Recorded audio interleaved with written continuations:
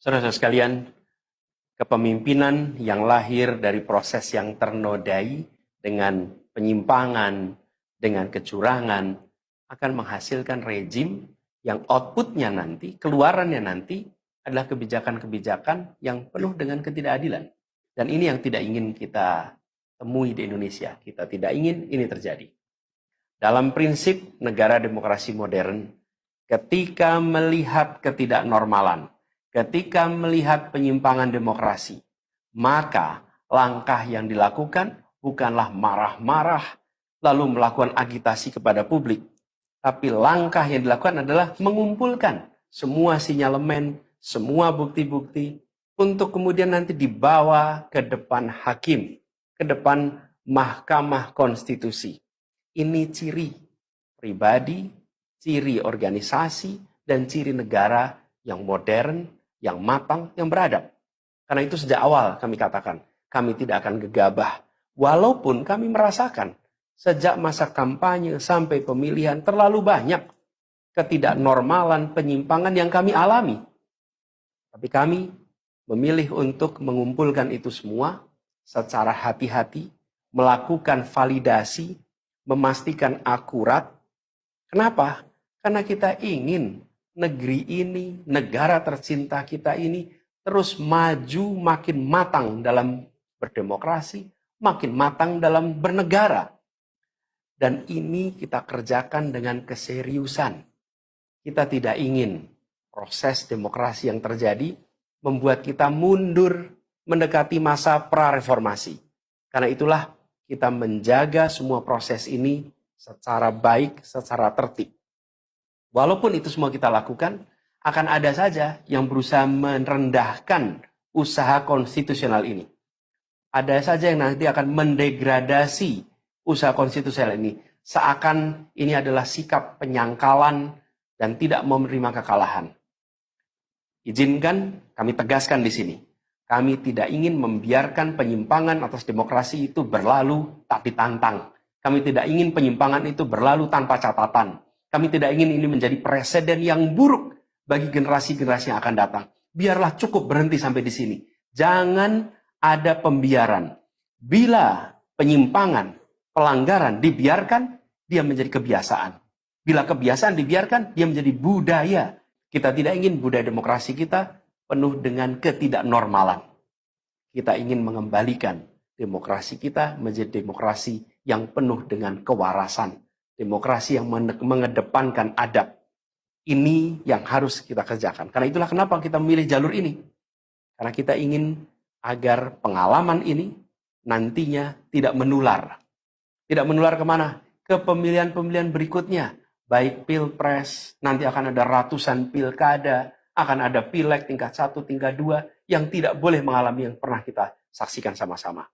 Walaupun kami sadar, kita ini dalam situasi yang tidak normal. Banyak yang menyampaikan kepada kami bahwa kemungkinan untuk bisa mendapatkan keadilan itu kemungkinannya amat kecil. Berbagai pihak mengatakan ini lembaga-lembaga negara yang terkait penyelenggaraan pemilu, terkait penyelenggaraan sengketa, telah terkooptasi oleh oknum-oknum yang sudah terbukti melanggar etik. Bahkan ada yang ketuanya sudah melanggar kode etik berkali-kali, sudah diberikan sanksi berkali-kali, tapi tetap saja dibiarkan menjalankan perannya. Padahal perannya memiliki dampak pada kehidupan seluruh bangsa Indonesia dan perjalanan ke depan negara kita. Meskipun kita dengar itu semua, meskipun kita saksikan ketidaknormalan itu, tapi kami tetap memilih berada pada jalan dan jalur konstitusi. Kami berharap pertolongan Allah Subhanahu wa taala, pertolongan Tuhan yang Maha Kuasa. Semoga Allah bukakan, Allah teguhkan hati para hakim konstitusi itu. Untuk mereka bisa imparsial, untuk mereka memiliki keberanian, untuk mereka mengambil keputusan yang adil, keputusan yang benar, keputusan yang nantinya akan mereka pertanggungjawabkan di hadapan Tuhan yang Maha Kuasa.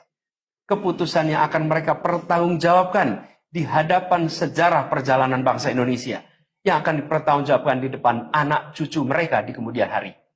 Ini adalah harapan kita.